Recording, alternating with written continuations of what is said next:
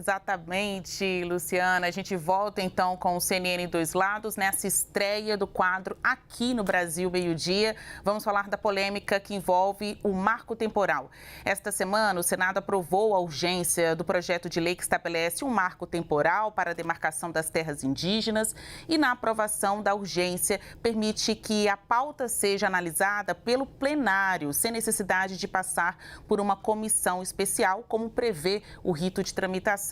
A votação vai no sentido contrário de uma decisão do Supremo Tribunal Federal, que na semana passada derrubou por 9 votos a 2 a tese do marco temporal.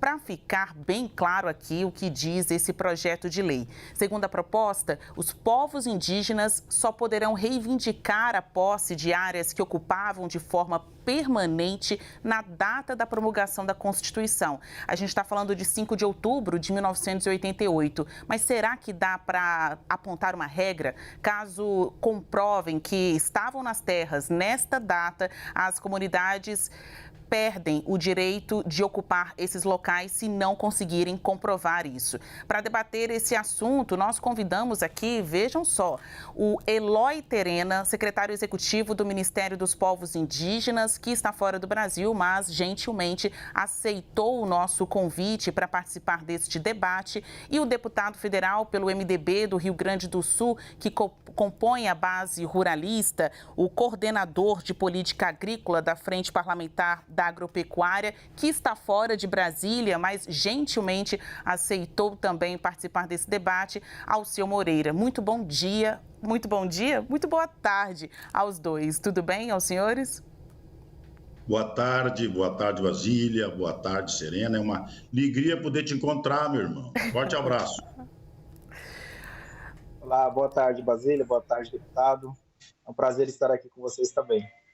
Olha, nesse quadro Dois Lados, a gente tem um debate direto, reto, um assunto, duas opiniões, né? Duas visões sobre um mesmo assunto. Eu vou começar com o deputado Alceu Moreira e eu gostaria que você desse uma resposta objetiva.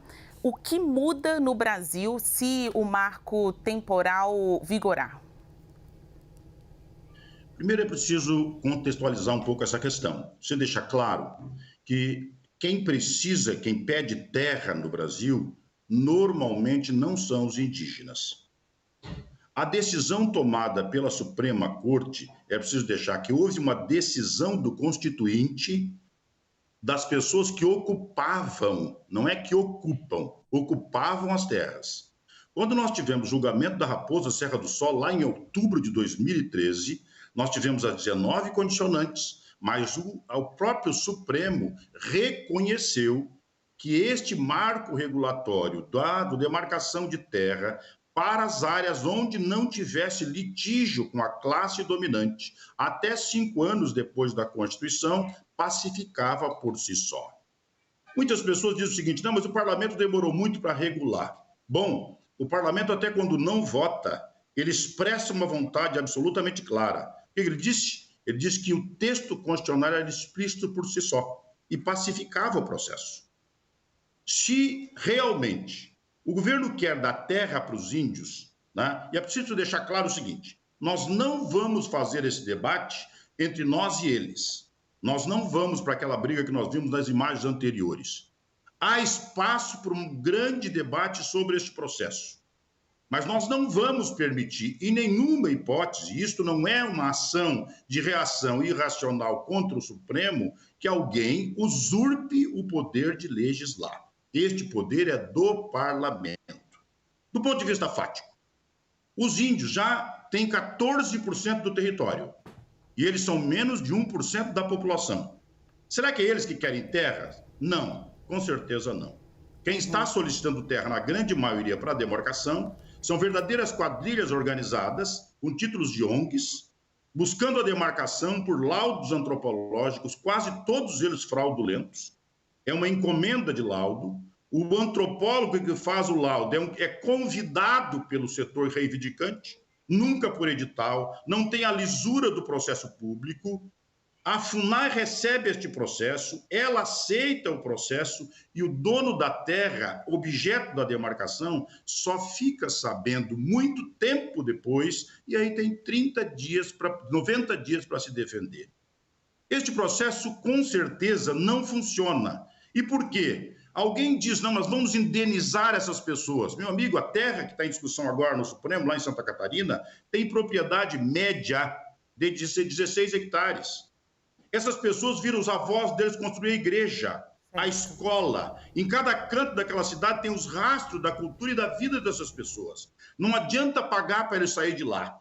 Mas poderia fazer uma pergunta. Se os índios andaram em Santa Catarina inteira, se eles andaram no centro do Rio de Janeiro, em São Paulo, Tamoio, no centro do Rio de Janeiro, por que só aquela terra reivindicada? Com certeza, por esse rito processual de demarcação, nós vamos cometer uma grande injustiça e vamos sacar da terra quem comprou com o suor do rosto, de maneira lisa e de boa fé, e que tem que sair deixando sua história para trás para deixar terra para ninguém. Porque quem está reivindicando a terra não quer terra para índio. Ele quer a riqueza de subsolo, do subsolo, ele quer vizinhança com rodovia, ele quer área de amortecimento, ou ele quer, na verdade, poder usufruir como reserva de domínio e poder explorar madeira, o minério, vender para onde ele quer. Se não, respondam para nós, por que será que eles não querem de jeito nenhum legalizar o garimpo? Se em qualquer lugar do Brasil, para minerar, tem que ter licença ambiental, tem que ter o CNPJ, o endereço, saber quem é e de que forma faz para não causar dano ambiental. Mas ninguém quer regular o garimpo. Por que será também que não demarcam terras no interior do Nordeste? Ninguém quer terra indígena lá. É preciso explicar isso para as pessoas. Há um espaço para nós fazer esse debate e não me chamem para um debate dos dois lados, como nós estamos fazendo agora, porque esse é um quadro da TV. Lá no Parlamento, no Supremo, nós temos espaço para fazer um grande debate de consenso e encontrar num Brasil gigante como esse uma reivindicação dos índios que conversam conosco, dignidade. Vou concluir meu trecho dizendo o seguinte. Eu conversei com os índios do Parecis em 2016. Eles têm 1.110.000 hectares de terra. Eles começaram a plantar 11.000 hectares. Acumularam milhões de multas. Mas eles continuaram plantando. E qual é a narrativa que eles fazem para nós? Nós andávamos com as nossas mulheres no interior, nas ruas de Cuiabá, e as portas iam fechando gradativamente porque eles não queriam nos receber. Nós éramos pedintes. A nossa vestimenta não agradava. Nós éramos estranhos ao processo. Nós começamos a plantar e agora compramos máquinas, compramos roupas, temos dignidade. E quando passamos das ruas de Cuiabá, as portas se abrem, todo mundo de braços abertos nos recebem. Os índios querem mesmo é dignidade, não demarcação de terra por vigaristas, quadrilhas organizadas que querem, na verdade, surrupiar o Brasil usando os índios como massa de manobra. Muito obrigada, deputado, pela sua explanação. Eu não sou de interromper entrevistado, acho que as pessoas estão aqui no Dois Lados para realmente colocar o seu ponto de vista e agregar, né, informações, fazer com que o público forme a sua opinião. Eu vou falar agora com Eloy Terena, que é o secretário executivo do Ministério de Povos Indígenas, portanto, o número 2 da pasta. Muito obrigada mais uma vez pela sua participação aqui. Para equilibrar o tempo, também esteja aí à disposição, à vontade de dar uma resposta tão rica de informações quanto a concedida agora há pouco pelo Alceu Moreira. Eu queria muito saber, na sua avaliação, o que muda no Brasil se o marco temporal, então, do jeito que foi aprovado no Senado Federal, vigorar. Aqui, ouvindo o parlamentar ligado à bancada ruralista, ele diz que não existe dois lados, não, o agro não está contra os povos indígenas. Então, o Ministério, não é o Ministério que está a favor dos povos indígenas? Olá, Baselha. Olá, deputado. Muito obrigado pela oportunidade de estar aqui conversando com vocês. De fato, esse é um tema que não interessa apenas aos povos indígenas. É preciso a gente chamar a atenção que as terras indígenas, no regime jurídico brasileiro, são terras públicas, portanto, bem público federal, bem da União, e a nós, povos indígenas, compete apenas exercer o usufruto exclusivo. O segundo item é que a preservação, a demarcação das terras indígenas, ela está intimamente ligada a fatores de enfrentamento à crise climática que nós estamos hoje vivenciando em todo o mundo.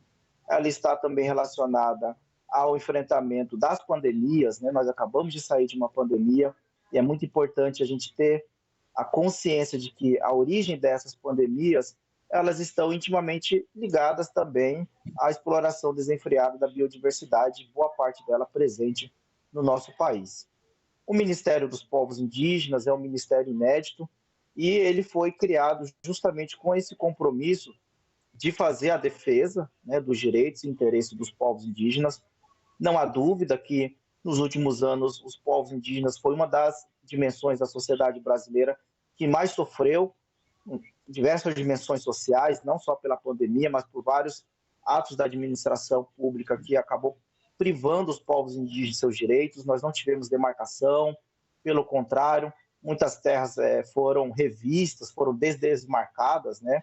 E o nosso compromisso agora é de demarcar a terra indígena, é claro, respeitando o devido processo legal, respeitando o que está na Constituição. Nós respeitamos, né, a divisão dos poderes, então o Congresso Nacional ele tem toda a autonomia de pautar, né, os seus projetos de leis, assim como também respeitamos a decisão do Supremo Tribunal Federal. Ocorre que o Supremo ele foi instado a se manifestar e trouxe, né, aí a declaração de inconstitucionalidade do marco temporal. Para nós, o marco temporal ele foi um desvio na curva da jurisprudência do Supremo Tribunal Federal. Se nós olharmos para a jurisprudência firme e consolidada de décadas, né, o Supremo sempre foi no sentido de reafirmar o direito originário dos povos indígenas aos seus territórios tradicionais. É lógico que, a partir de 1988, houve uma guinada constitucional. E nisso nós concordamos.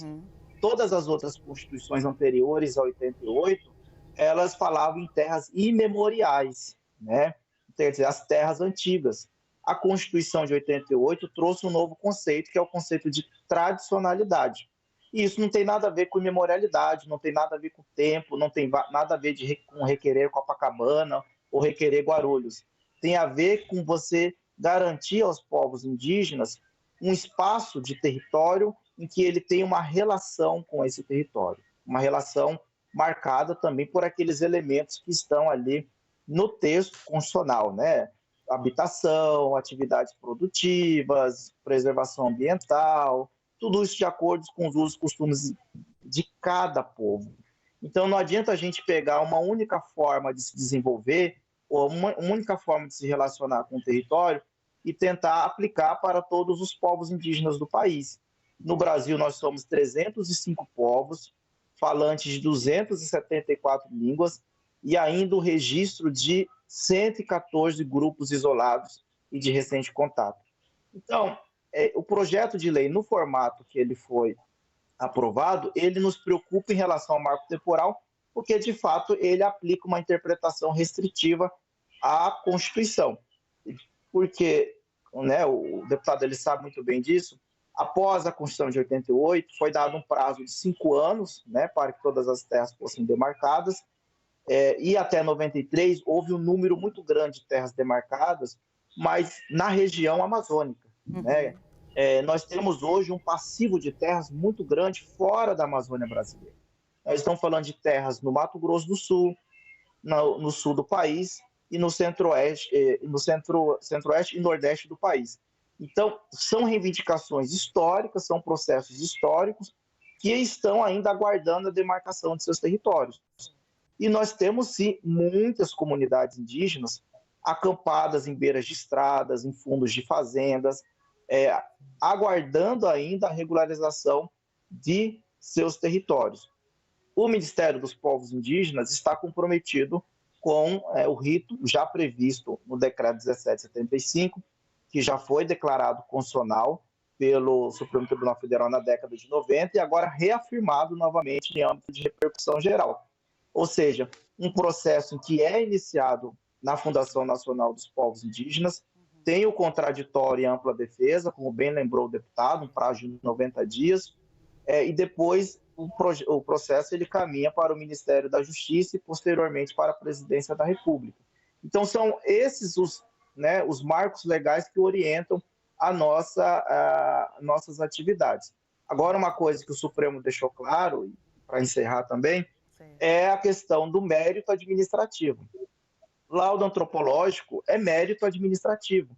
Quer dizer, você tem ali uma ciência, né, com método próprio, com um objeto próprio e com instrumentos próprios, né? E que é a partir dessa metodologia própria, científica, da antropologia, é que você busca contornar ali, fazer os contornos de uma terra indígena que depois vai ser colocado ao crivo do contraditório e ampla defesa, né? Então, só após isso que vai para o MJ declarar ou não declarar. Então, é preciso a gente ter também essas balizas muito claras para a gente poder entender como se faz hoje a demarcação de terras indígenas no país. A gente já está caminhando para o fim do nosso quadro Dois Lados. É um assunto, assim, apaixonante, né? A gente está literalmente aqui com um representante importante da bancada do agro e um representante que vocaliza, né, o que o governo pensa, o que o Ministério dos Povos Indígenas quer. Para terminar, bem rapidamente, eu queria a resposta de vocês. Voto parcial contempla as aflições do senhor secretário Eloy Terena? Agora que o projeto está aprovado, indo lá para o Palácio do Planalto, se o presidente vetar somente parte, não integralmente, tá bom? Olha, é claro que isso é uma competência exclusiva do presidente Lula, mas o Ministério dos Povos Indígenas está enviando esse recado. O PL, no formato que ele foi aprovado, ele em nada aproveita, ao nosso ver, né, salvo respeitadas as opiniões diferentes, o direito dos povos indígenas. Então, ali não tem só a questão do marco temporal. Ali nós temos a questão da abertura de territórios de representantes de povos isolados de recente contato. Nós vamos ter ali também a questão de transgênicos em terras indígenas, que nós acreditamos que merece um maior debate. Nós temos a questão de perda de território por conta da alteração de traços culturais, né? Isso daí é uma coisa assim, é um retorno de 100 anos, né, na política indigenista brasileira. Quero até cumprimentar o deputado que, né, disse que o Congresso é o local ideal para se fazer esse debate, mas de fato nós não conseguimos fazer esse debate na Câmara dos Deputados, né? À época, na CCJ, o movimento indígena não conseguiu ter espaço para falar, e mesmo agora, né? Mesmo agora, em algumas audiências, o próprio Ministério dos Povos Indígenas não foi convidado, né? Então, em algumas ocasiões, nós provocamos, nós falamos, nós queremos participar, nós queremos ir também falar, né, o que nós entendemos do assunto, e nós não conseguimos. Então, nós acreditamos que em nada, né, pode ser aproveitado esse projeto de lei. Deputado Alceu, eu também peço o mesmo exercício de objetividade. Se houver o veto, seja parte ou integral pelo Palácio do Planalto, o que vocês vão fazer no Congresso? Derrubá-los? Essa é uma atribuição exclusiva do presidente da República. Uma vez oferecido o veto, nós vamos analisar os vetos. E à luz da tranquilidade do Congresso, vamos fazer isto. Não há lugar aqui para irracionalismo ou vencedor e vencido. Nós vamos fazer isso com inteligência. Agora, dizer para nós que um antropólogo convidado, um amiguinho convidado para fazer a demarcação de terra no traçado desejado por quem encomendou é um processo lícito? Absolutamente não. Este é uma grande falcatrua, é um vício de origem. Não há nenhuma demarcação de terra que eu conheça. Eu fui presidente da CPI, da FUNAI e do INCRA. Não há nenhuma demarcação de terra que eu conheça que o laudo antropológico fosse feito por edital, como qualquer outro no setor público. O engenheiro, o dentista, o médico, qualquer outro profissional pode ser um antropólogo, mas ele tem que ser contratado. E mais, a terra pretendida pela demarcação tem que dar consciência ao dono dela no início do processo. Não pode ficar 3 anos montando essa falcatrua e só depois dar 90 dias para se defender. Este processo é eivado de vícios. Eu sou constituinte derivado. É no parlamento que isso se decide. Se não vencermos isso pela lei que votamos a recém, faremos por PEC, mudaremos a Constituição. Mas não esqueçam, nós não estamos em lados opostos. Nós queremos a dignidade dos povos indígenas. E este tema nos une. Como fazer a nossa sociedade. Eu sou descendente de índios. Quando fui secretário de Habitação, eu fiz inclusão indígena.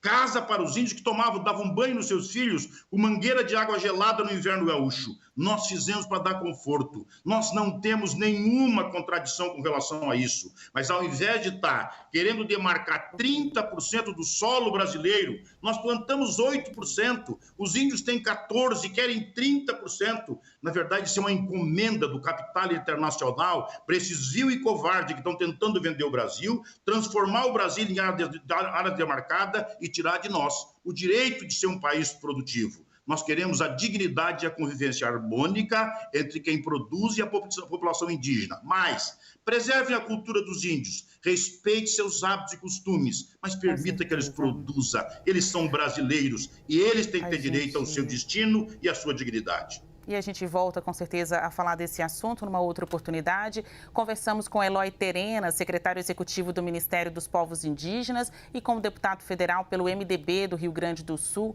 integrante da base ruralista, Alceu Moreira. Muito obrigada aos senhores e a gente volta no outro debate aqui no CNN Dois Lados. Agora, Brasil Meio-Dia, com Luciana Barreto.